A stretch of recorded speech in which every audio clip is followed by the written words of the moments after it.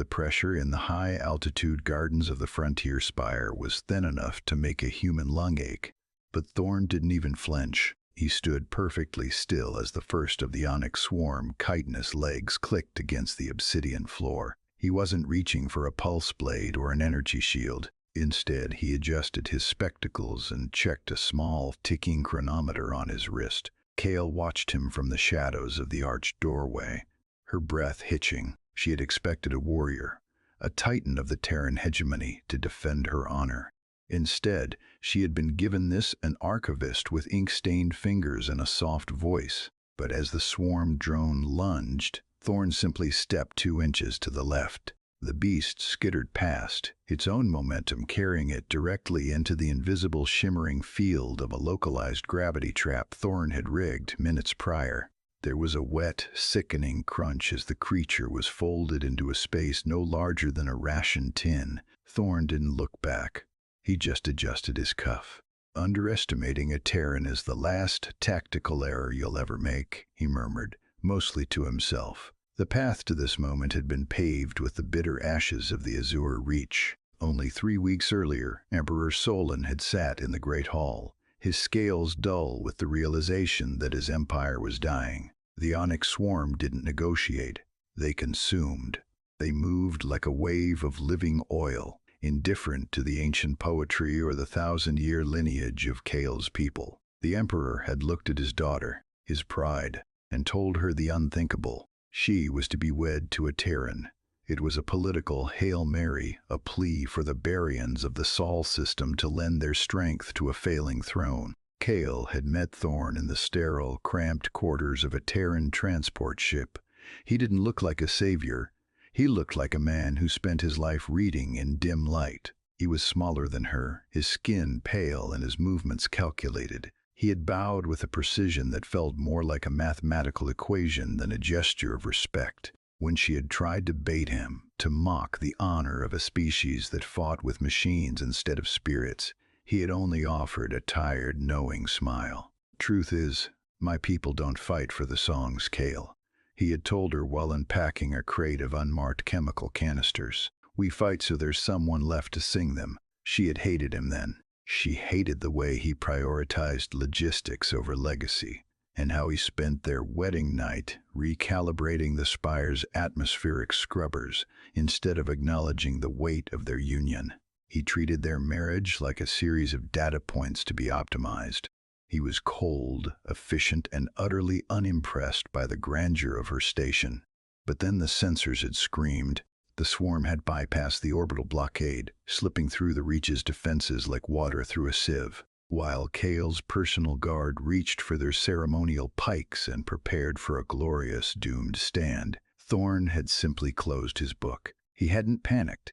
He hadn't even raised his voice. He had looked at her with eyes that were suddenly as sharp as a scalpel. "A diplomat is just a killer who hasn't been insulted yet," he had said, sliding a small transparent mask over his face. "Stay behind me, princess, and don't breathe in."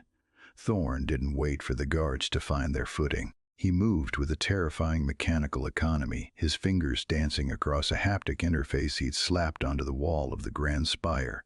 The air hissed. A pale, odorless mist began to roll from the ventilation grates, pooling at the ankles of the approaching swarm warriors. They didn't stop. They didn't even slow down until their chitinous armor began to smoke. The industrial toxins weren't designed to kill instantly. They were designed to dissolve the organic adhesives that held the swarm's exoskeletons together. Kale watched, horrified and mesmerized, as the terrifying invaders literally began to fall apart. Limbs detached, mandibles sagged. What had been an unstoppable tide of biological nightmares became a heap of twitching, uncoordinated parts. Thorn stepped over a writhing drone, his gaze fixed on the command platform where the swarm hive prime was attempting to breach the inner sanctum. He didn't use a sword. He didn't shout a battle cry. He simply pulled a small, magnetized puck from his belt and tossed it toward a structural support beam. The gravity trap didn't just pull things down, it inverted the local field. For a heartbeat, the hive prime was weightless, drifting upward in a confused tangle of legs. Then Thorn punched a command into his wrist. The field slammed back into place with 10 times the force of the planet's core. The sound wasn't a scream. It was the flat, heavy thud of a mountain falling on a grape. Silence returned to the spire, broken only by the hum of the atmospheric scrubbers working to clear the poison. Thorn stood in the center of the carnage, his glasses slightly fogged, looking more like a man who had just finished a difficult filing job than a soldier who had neutralized a boarding party. He turned to Kale, who was still gripping her ceremonial pike so hard her knuckles were white. He reached out, his hand steady and warm, and gently pried her fingers from the weapon. His touch was the first thing in weeks that felt real, grounded, and strangely safe. "Tradition is a beautiful thing, Kale," he said softly, his eyes searching hers for the first time without the shield of his archivist persona. "But tradition won't keep the stars from going dark. Only the will to change does that." Kale looked at the wreckage of the swarm, then back at the man her father had called a frail necessity. She realized then that the Terrans hadn't sent a clerk to hide in her court.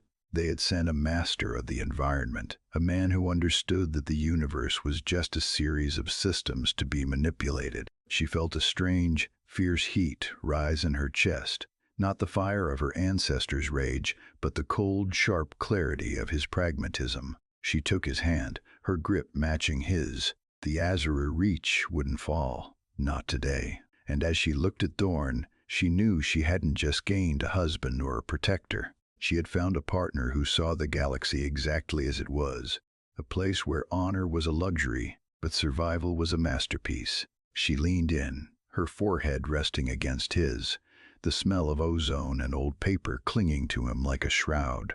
"If we are to survive the coming night," she whispered, "you'll have to teach me how to fight without a song." Thorn smiled, a rare, genuine expression that reached his eyes. "Truth is, Princess, I think you've already started.